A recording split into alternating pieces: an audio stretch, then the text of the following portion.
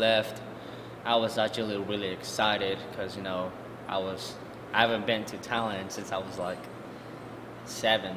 It has been 9 years since I last flew on an airplane, and I was a little younger and a little smaller, and I was comfortable in the seat and everything. I can lay down or whatever, but like going back this summer, it was really different. The food was absolutely horrible. It was plain food, and I hated it. The movies were really good though. I didn't know how to put my chair and lean all the way back, so I stood like straight like this for 15 hours. And I was like kind of already homesick, like halfway through the 15-hour flight. That's the only thing that I had, been experiencing.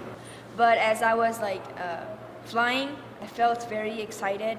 Like it's been like 9 years, a very long time since I back home, kind of like where I grew up. I was born in Thailand, and it was a really uplifting feeling.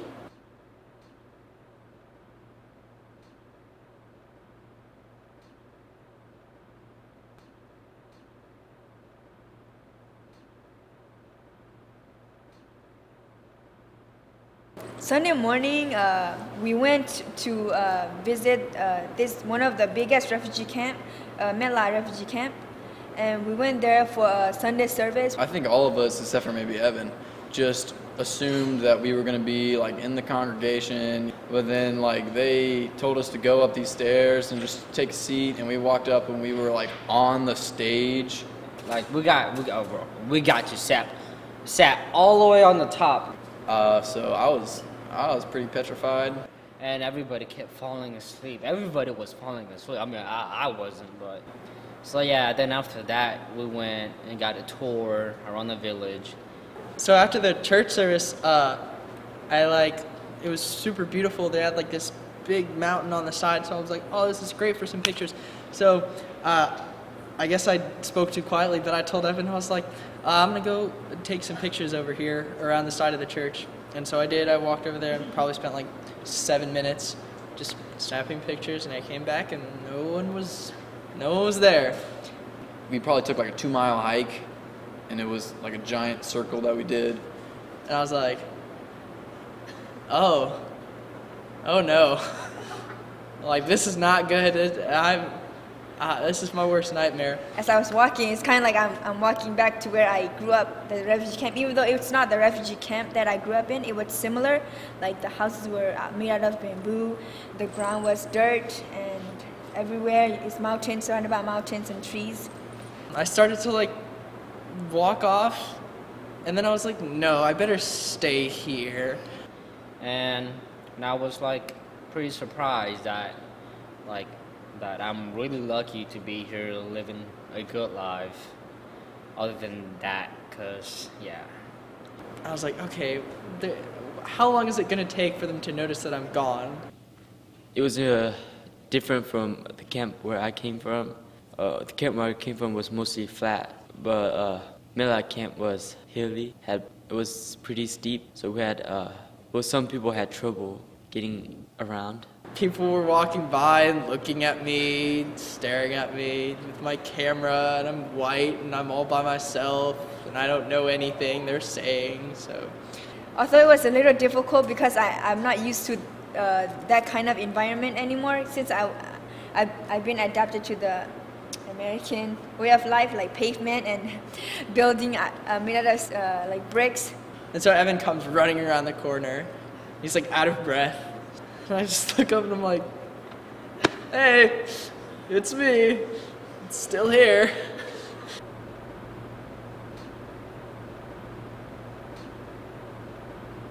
So now Mei-U works in Burma as a spokesperson for all the different ethnicity group, right? She is also an advisor, so she goes to all these kind of meetings with like the government and the other people and advise them on the future, especially the future of Burma.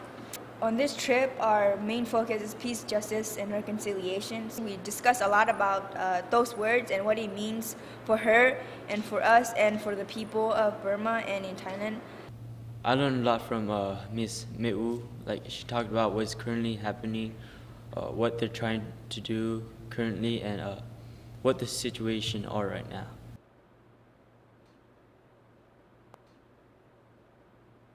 Okay, so after our meeting with Meu, we went to go to Mai Sering, which is in the middle of the border between Thailand and Burma. It was kind of like, at first, the pavement was good, but then as you get further and higher into the mountain, it gets kind of a little bumpy and kind of scarier, more up. We got to this really big river. We took this big, I mean, it wasn't that big of a boat, but it was a 2-hour boat ride to this school. Going down the river, you look on the right, and there's jungle. And that's Thailand. And you look on the left, and there's jungle. And that's Burma. So we're on Salween River on our way to visit a school. So I had this thought, like, just imagine like when my parents were running during the war, like having to cross this big river, the Salween River, like how hard would that be? Like just going on the boat ride was already hard enough for the boat to go through. Just imagine them having to swim over, like crossing that river to just go to Thailand. It's like the hardship I couldn't even imagine. As we reached our destination, we went to this school up in the hill. Out of nowhere, in the middle of the jungle, there's a university for the Korean students and who came from, like, some from the refugee camps, some in Thailand, living in Thailand, and some in Burma. The school, it was pretty nice to see Korean from all over Burma wanting to get an education. It was also unique because there's not a lot of university to be found in the forest. I mean, we met so many educated people. One of them, like a girl, she told me that she was very grateful that to meet us there because we never have any visitor here. If you have time, you can come back and help us or something because we need help, like especially with English. And it really made me think about like the future and about what I plan to do.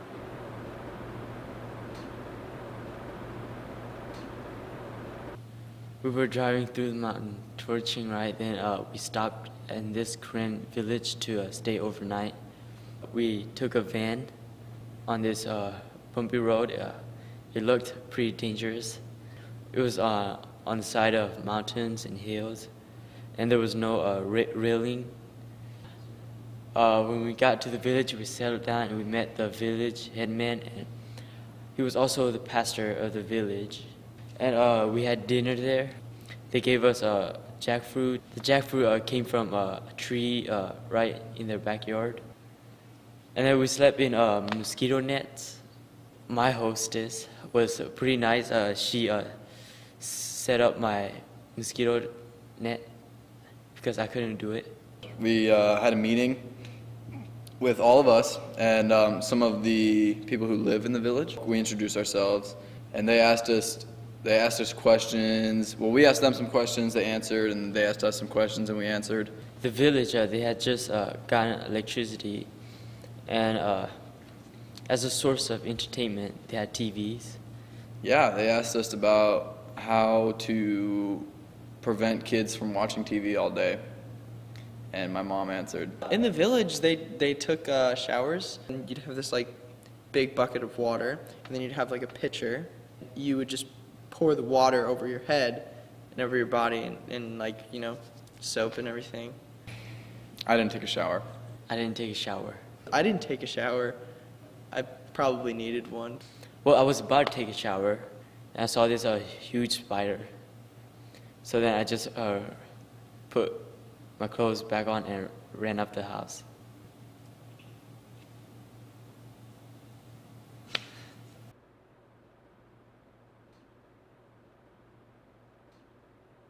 America like seemed to have like our own bubble, and you don't really realize like what's going on outside of our country unless you go there. I never would have thought that I would have learned as much as I did, but I came back with a broader mind than when I left. Well, it really opened up my eyes because in the U.S., like most of us, like kids, like don't want to go to school or we take education for granted. While in other places, like they would like leave their home, leave their family, and go miles away from what they're familiar to, just to get education.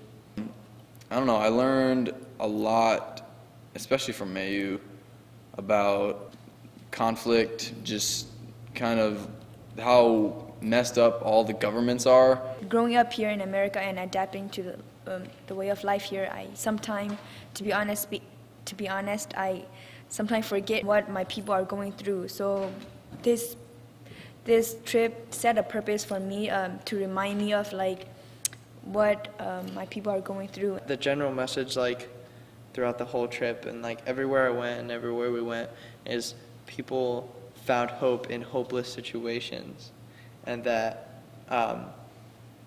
they persevere, and like through the darkest times, people find a way to do what they believe is right, do what they know is right, and even though they're oppressed, Korean people, they're fighting educational battles, they're fighting political battles. Surrendering, it's out of the question for the people living in Thailand and Burma. They fight for everything, like, and they never stop fighting. I'm kind of glad that like some things and some part of the situation in Burma has calmed down a little bit, like violence-wise talking. But when we talk about like health-wise and education, it's still a big issue in Burma. Hopefully in the future, if I'm a little bit older and more like get my education and stuff, I might be able to go back and like do something for my people.